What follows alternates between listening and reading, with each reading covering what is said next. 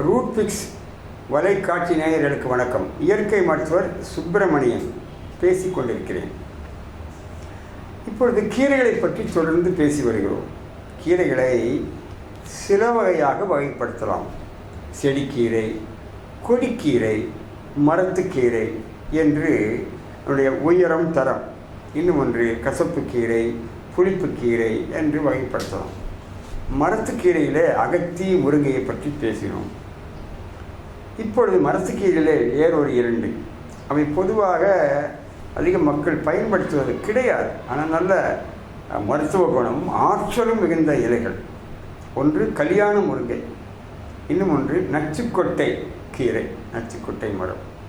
அதற்கு தெலுங்கிலே வேறொரு பெயர் இருக்கிறது, லஞ்சமுண்ட என்று ஒன்று சொல்வார்கள்.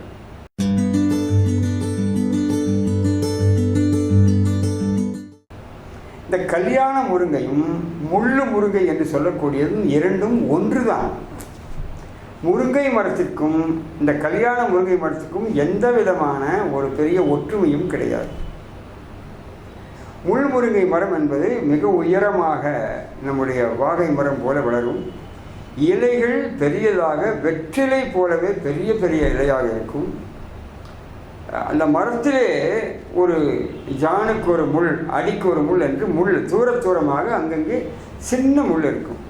இதுதான் முள் மரம். அதனால் அது முள் முருங்கை என்று சொன்னார்கள், கல்யாண முருங்கை என்று சொன்னார்கள். அதன் பூ அழகாக சிவப்பாக பெரியதாக இருக்கும்.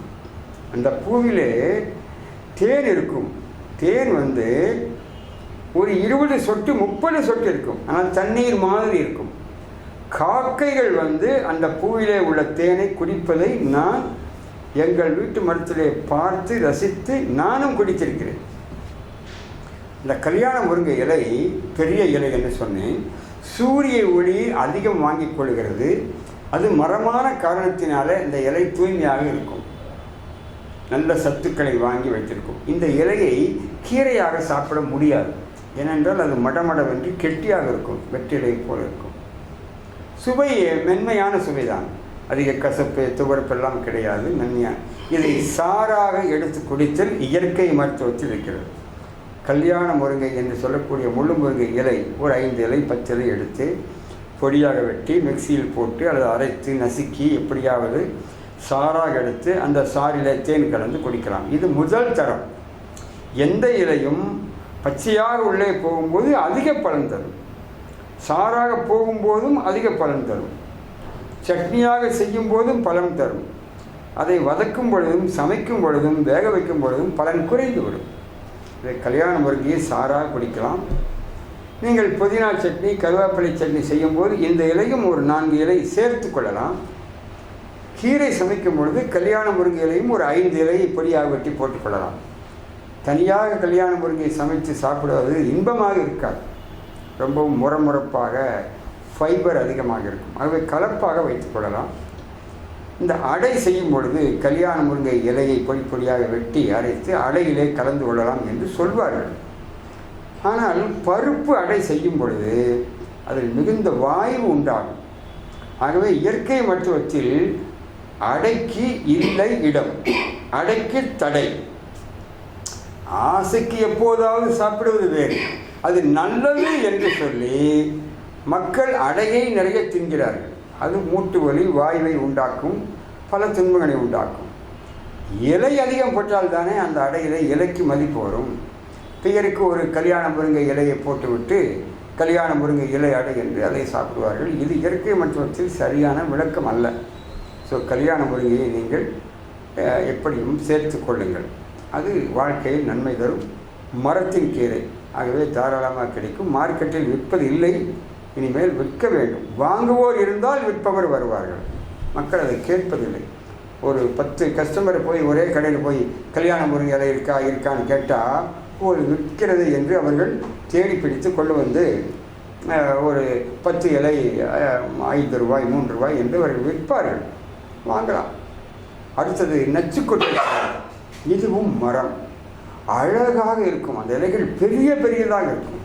2 கையை சேர்த்தால் என்ன உருவம் இருக்குமோ அதை போல 2 மடங்கு அந்த இலைகள் ஒரு கிளிப்பச்சை நிறத்திலே அழகாக இருக்கும். பல வீடுகளிலே பங்களாக்களிலே அழகுக்காக இந்த மரத்தை வளர்ப்பார்கள். அந்த இலையும் மரமரப்பாக இருக்கும். முழுசாக கீரையாக சாப்பிட முடியாது. சாறு எடுத்து குடிக்கலாம். துணை கீரையாக நீங்கள் அதை சேர்த்து கொள்ளலாம். தோசையிலே போடலாம், அடையிலே போடலாம், இட்லிக்குள்ளே கூட இந்த இலையை பொடியாக வெட்டி கொஞ்சம் போடலாம். அவை நச்சுக்குட்டை கீரையும் இந்த கல்யாண முருங்கை என்ற கீரையும் மரத்தின் கீரைகள் மிகுந்த நல்ல வைட்டமின்கள், சத்துக்கள், இரும்பு சத்து நிறைந்தவை. ஹீமோகுளோபின் என்று சொல்லக்கூடிய இரத்த சிவப்பணுக்களை அதிகரித்து இரத்த சோகை நோய் அனிமிக் போக்கும். ஆகவே இரத்த சோகை உள்ள பெண்கள் இது போன்ற இலைகளை அவசியம் எப்படியாவது உள்ளே சேர்க்க வேண்டும். அதாவது வெங்காய தோசை சுடுகிறீர்கள், தக்காளி தோசை சுடுகிறீர்கள், அதுபோல ஏன் நச்சுக்கொட்டை கீரையும் கல்யாண முருங்கை, முருங்கை இலை, அகத்தி இலை போன்ற இலைகளை ஏன் தோசை மாவில் கலக்கக்கூடாது? ஆகவே எப்படியாவது இலைகள் தினமும் உடம்புக்குள்ளே போகும். ஏதாவது ஒரு இலை எளிய முறையில் அதை தயார்படுத்தி உடம்புக்குள்ளே செலுத்தி வந்தால் எந்த நோயும் வராது. இந்த பச்சைகளின் மகிமை மிகவும் அற்புதமானது. இன்னும் ஞானிகள் சொன்ன கீரைகள் இருக்கிறது. வள்ளலார் சில கீரைகளை 3-4 இலைகளை அவர் வலியுறுத்தி சொல்வார். பொன் ஆம் கண்ணி என்ற ஒன்று, கரிசலாங்கண்ணி, இந்த மாதிரி 2 கீரைகளை அவர் வலியுறுத்துவார். அதை பற்றி இன்னொரு முறை பார்ப்போம். வாழ்க வளமுடன். நன்றி, வணக்கம்.